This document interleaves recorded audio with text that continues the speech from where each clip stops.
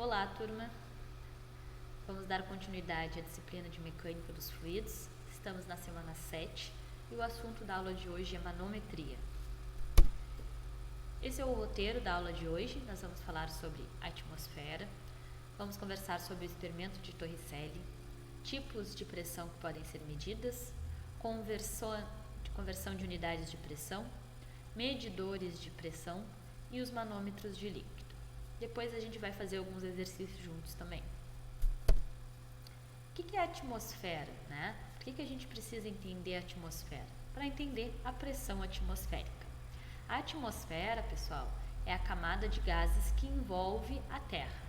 Os principais gases contidos na atmosfera são o nitrogênio, tem cerca de 78,1%, o oxigênio, cerca de 20,9%, e os outros gases, incluindo o vapor de água, somam aproximadamente 1%, da quantidade de gases que a gente tem na atmosfera. A espessura da camada não pode ser perfeitamente determinada, tá? Pois à medida que aumenta a altitude, o ar, ele se torna muito rarefeito, então ele tem pouca densidade. O ar, sendo composto por moléculas, é atraído pela força da gravidade, da Terra. Portanto, tem um peso. A pressão atmosférica, ela é a pressão exercida pela atmosfera sobre todos os corpos nelas imersos, tá? Todos os corpos que tenho na atmosfera, vou ter sobre eles exercido uma pressão atmosférica. É o peso das camadas de ar por unidade de solo. O valor da pressão atmosférica, ele vai depender da altitude do local onde eu estou fazendo a minha medição. Quanto maior a altitude, menor a pressão atmosférica, tá? E vice-versa. Por isso que a gente ouve falar, por exemplo, no desempenho de jogadores de futebol, em lugares que têm diferentes altitudes daqui no nosso país, A gente tem um país que tem uma altitude ao nível do mar, tem lugares que têm maiores altitudes. O que isso vai influenciar, por exemplo, no jogador de futebol? Vai influenciar diretamente na pressão que é exercida sobre ele, Então, ele está acostumado a uma pressão em um país. Quando ele vai para outro país, essa pressão atmosférica vai se alterar um pouco. Consequentemente, o desempenho dele devido à dificuldade ou maior facilidade de correr, Se eu tenho uma maior pressão exercida sobre o indivíduo, ele vai ter mais dificuldade para correr. Seria como se fosse mais pesado, correr. Enquanto em lugares que eu tenho a pressão atmosférica menor, eu tenho maior facilidade de me deslocar, de correr, tá? Então, lugares que eu tenho uma maior altitude, eu tenho uma menor pressão. Então, eu tenho mais facilidade de correr, tá? Em lugares que eu tenho uma menor altitude, eu tenho uma maior pressão, ou seja, fica mais pesado correr, então eu acabo me cansando mais. Vamos falar sobre o experimento de Torricelli, tá? Torricelli foi um físico italiano, tá? Que basicamente pegou um tubo de 1 metro de comprimento cheio de mercúrio, fechado em uma das extremidades, a outra extremidade ficou aberta, tá? Em seguida, ele inverteu esse tubo, tá? Mergulhou esse tubo, virando em uma cuba também cheia de mercúrio, tá? Foi então que ele observou que o tubo não ficava mais completamente cheio, ou seja, o nível de mercúrio diminuía no interior do tubo, tá? Então, olhem a última figura ali, eu virei um tubo de mercúrio, numa cuba também com mercúrio. E houve um deslocamento da coluna de líquido do mercúrio ali, Ele não mais preenche todo o tubo, agora ele fica na parte superior um certo espaço que não contém mercúrio, tá? Mantendo sempre a altura desta coluna de líquido, ela equivale a 760 milímetros. Tá? Então, a altura de coluna de líquido preenchida por mercúrio é de 760 milímetros. Em relação ao nível do mercúrio da cuba, tá? Então, se a minha cuba tiver mais mercúrio, a minha coluna vai ficar mais acima. Se a minha cuba tiver menos mercúrio, a minha coluna vai ficar mais abaixo. Essa coluna é medida, né, de acordo com o nível que o mercúrio se encontra dentro da cuba, tá? Então, reparem a última figura ali, a coluna de líquido de mercúrio vai ter 760 milímetros, tá? E a gente chama 760 milímetros de Hg, tá? Que é a sigla de mercúrio.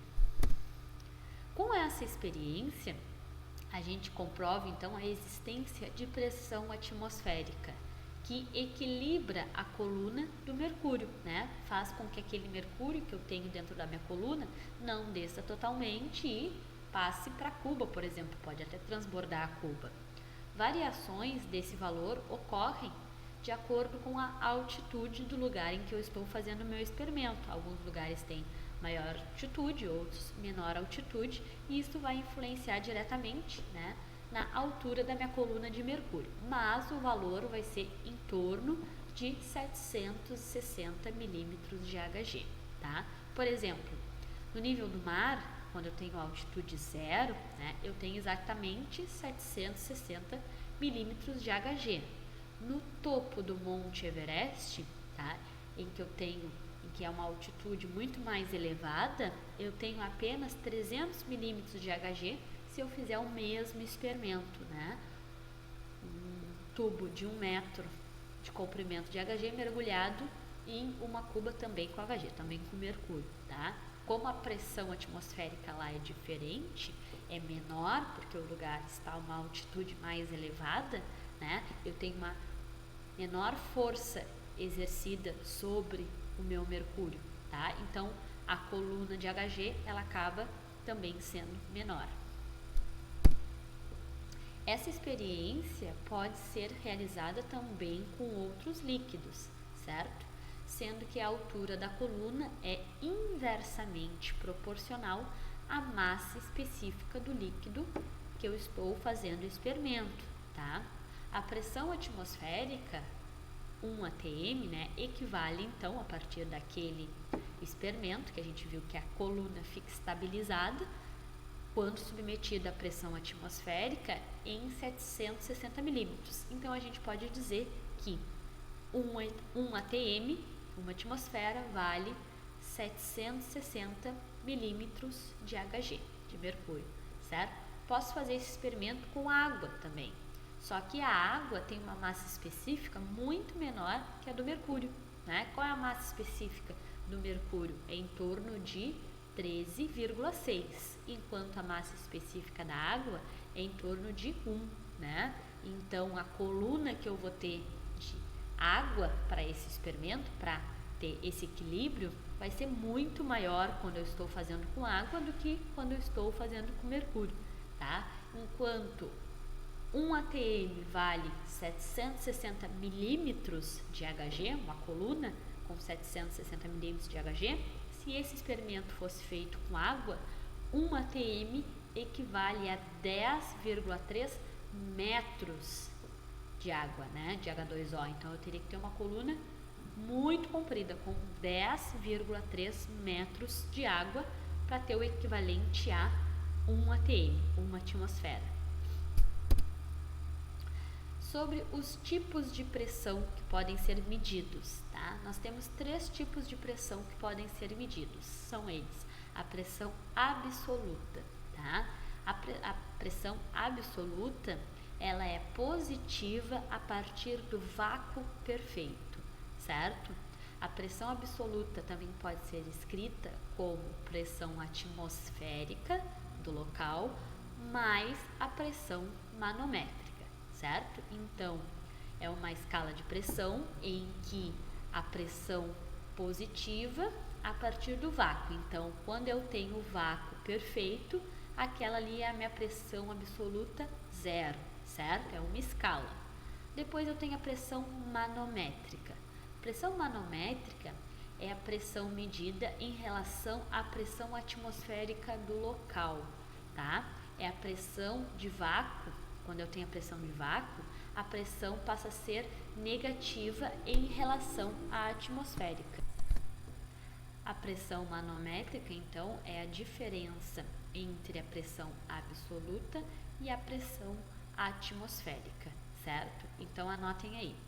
Pressão absoluta é igual a pressão atmosférica mais pressão manométrica, enquanto a pressão manométrica é o que? A pressão absoluta menos a pressão atmosférica, tá? É a diferença, então, entre a absoluta e a atmosférica.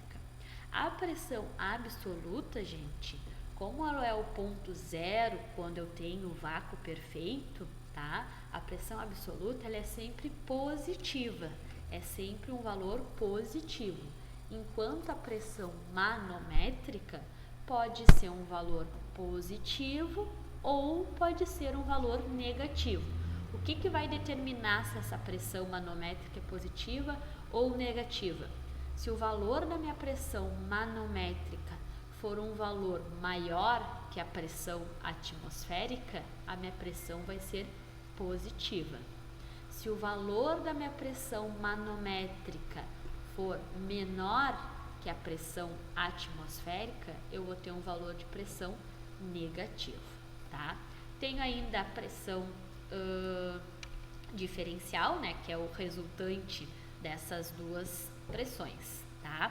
E a pressão atmosférica é a pressão do nosso ambiente, certo? Aqui eu tenho uma tabela de conversão de unidades, tá? São apenas unidades de pressão. Com ela eu consigo converter, né, em diferentes unidades os valores de pressão que eu tenho. Como que a gente usa essa tabelinha aí, ó? Por exemplo, eu quero passar da unidade milímetros de Hg, aqui ó, milímetros de Hg, milímetros de mercúrio, coluna de mercúrio, para quilopascal, tá? Ó, tá logo aqui pertinho o quilopascal. A gente procura aonde está o quilopascal na linha aqui em cima, na primeira linha, e vai fazer o cruzamento da unidade que eu tenho, que é milímetros de Hg. Então, é na primeira, segunda, terceira, quarta, quinta linha, cruzamento da quinta linha com a segunda coluna. Vou passar de milímetros de Hg para quilopascal. Qual é o valor que eu tenho no cruzamento da quinta linha com a segunda coluna? Peraí, deixa eu ver aqui, milímetros de Hg. 1, 2, 3, 4, 5, 6. Não, desculpa, pessoal. É a sexta linha, tá? Cruzamento da sexta linha com a segunda coluna. A gente vai encontrar esse valor aqui, ó. 0,1331, tá? Então, para transformar milímetros de Hg para quilopascal, basta eu multiplicar o valor que eu tenho por 0,1331, tá? Se eu quisesse, por exemplo, passar de bar para milímetros de Hg, aonde está o bar? Aqui na primeira coluna, tá? 1, 2, 3, 4, 5, 6, 7. Sétima linha, tá? Vou transformar para milímetros de Hg.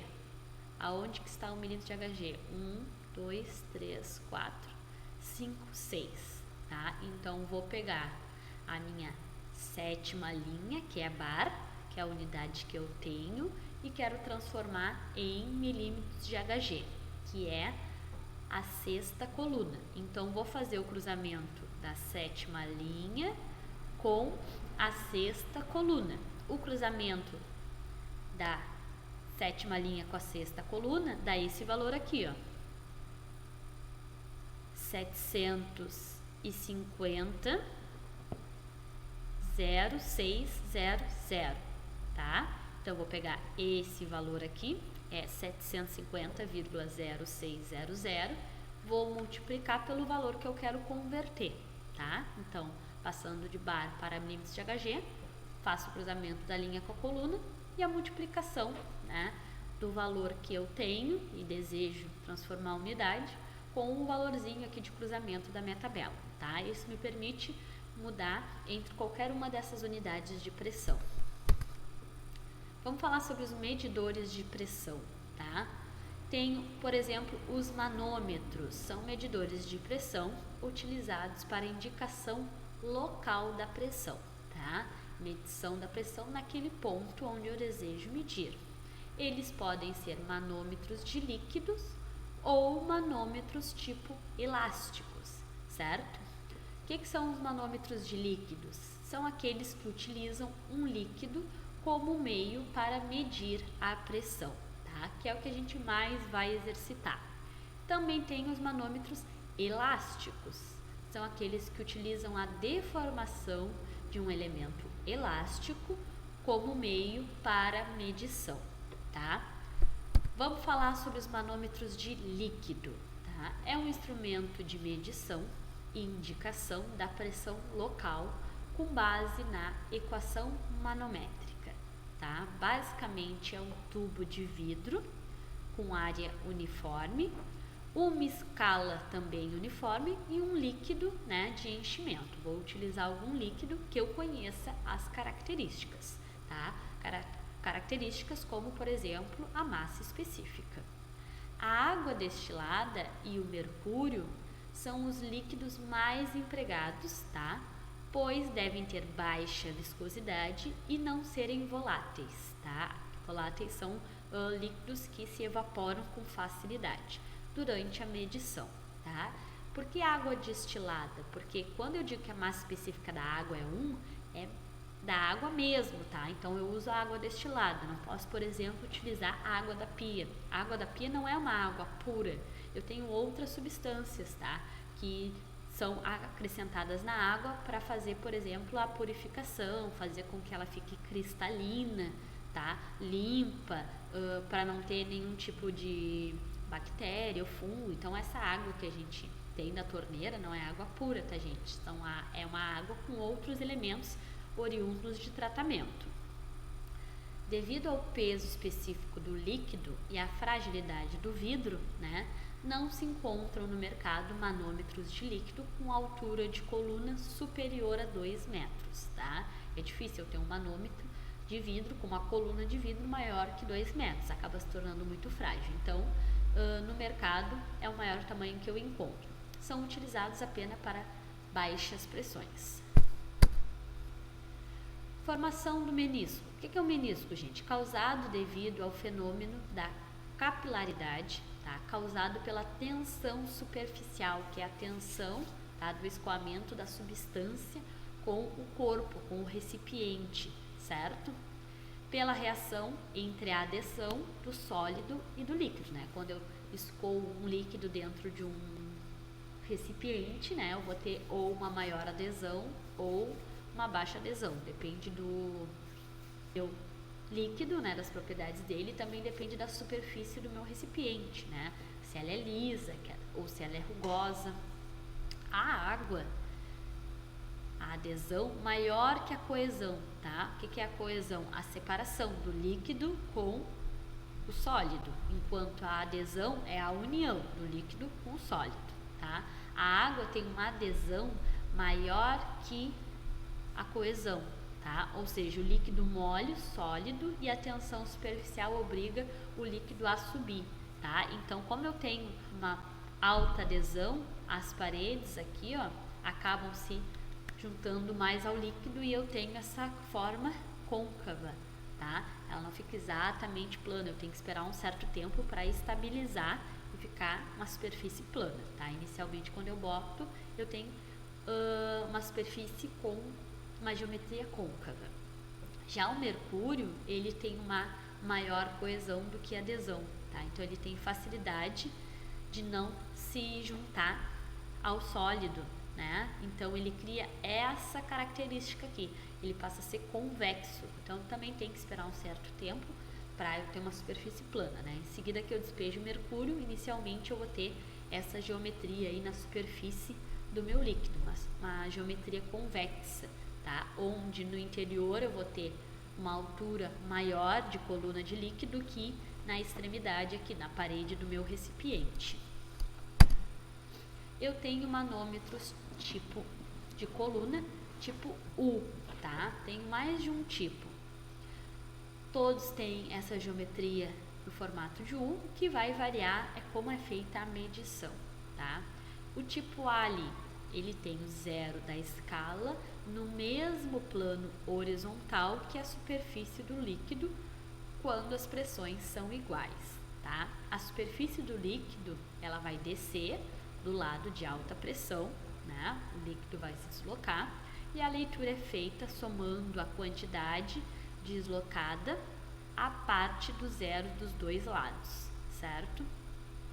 Lá no manômetro tipo B, eu tenho o ajuste do zero em relação ao lado de alta pressão, tá? Então, eu vou ter o ajuste do zero, então isso aqui vai se mexer, essa minha escala, e eu vou ajustar ele para que o zero dê exatamente aqui, ó, aonde acaba o líquido de alta pressão, tá? Aonde eu tenho a superfície de interação entre duas substâncias. Cada mudança de pressão, cada vez que eu aplico mais ou menos pressão, a minha escala também tem que se mexer para que o zero fique sempre nessa linha aqui, certo? E eu tenho também o tipo de medição tipo C ali.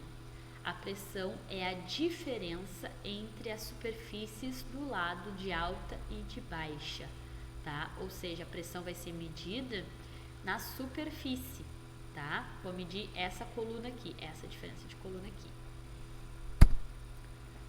Tenho o manômetro tipo coluna reta vertical, tá? Como que é esse manômetro? As áreas dos ramos são diferentes, tá? Percebam que aqui, ó, onde é exercida uma pressão 1, P1, eu tenho uma área muito maior que o lado onde é exercida uma pressão 2, o lado aqui onde eu tenho P2. Então, eu tenho áreas diferentes, tá?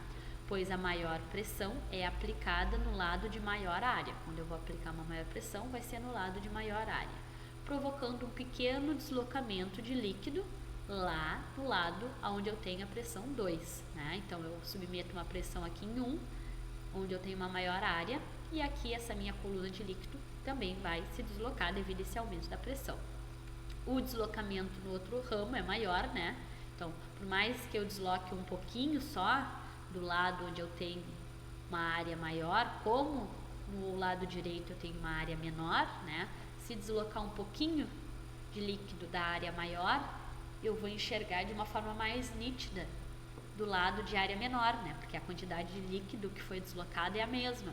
Só que de um lado eu tenho uma grande área, então ele se espalha melhor, e no lado onde eu tenho uma menor área, né, vai ser mais visível a minha coluna de líquido subindo. Tem um manômetro tipo coluna reta inclinada, tá? Então é bem parecido com o tipo coluna reta que a gente viu lá, só que a minha parte em que eu tenho menor área, ela vai ser inclinada. Utilizado para medir baixas pressões, de mais ou menos até 50 milímetros de água, tá?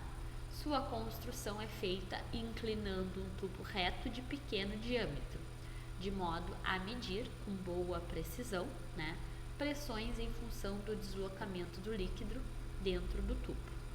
As vantagens adicionais desse tipo de manômetro, tá, é a de expandir a escala de leitura, porque está inclinado, né? O que é muitas vezes conveniente para medições de pequenas pressões. Quando eu vou medir pressões muito pequenas, é interessante eu ter uma escala maior, né, para facilitar essa minha leitura. Então, tendo essa inclinação aí no meu tubo, eu consigo uma melhor facilidade na leitura do meu manômetro. Anotem essas duas equações aí, pessoal, que são as que a gente mais vai usar quando a gente fala de manometria, tá? Quando eu tenho manômetros abertos, eu tenho que considerar a pressão atmosférica, né? Porque o meu manômetro está aberto. Então, para encontrar a pressão do gás, né, que eu quero medir, a equação vai ser a seguinte: quando eu tenho manômetros abertos, vai ser pressão do gás é igual a pressão atmosférica mais, né, ρ vezes G vezes H, ou seja, a massa específica da substância que tenho dentro do meu manômetro vezes a gravidade vezes a coluna, né, no qual se deslocou esse líquido que eu tenho dentro do meu manômetro. Quando o meu manômetro for fechado, eu posso desconsiderar a pressão atmosférica exercida sobre o meu líquido que está ali dentro, né? Então, a equação vai se resumir a ρ vezes G vezes H. Novamente, massa específica da substância que eu tenho dentro do meu manômetro, vezes a gravidade, vezes a altura, né? Que é a coluna de líquido que se deslocou com a pressão exercida sobre ele, certo? Bom, pessoal, temos aí 2 exemplos, então, visuais de que é um manômetro aberto e que é um manômetro fechado, né? Eu tenho um gás aqui, ó, um gás aqui dentro, tenho uma coluna de líquido, tá? E vou ter uma pressão exercida sobre esse meu líquido. Eu quero medir qual é a pressão deste meu gás aqui, tá? Então, quando meu manômetro for aberto, eu preciso utilizar a pressão atmosférica também. Quando meu manômetro for fechado, eu posso desconsiderar a pressão atmosférica e utilizar só o restante da equação. Bom, pessoal, sobre manômetros que eu tinha para apresentar para vocês é isso, tá? Vou parar esse videozinho aqui e no próximo vídeo a gente vai resolver alguns exercícios sobre manometria juntos, certo?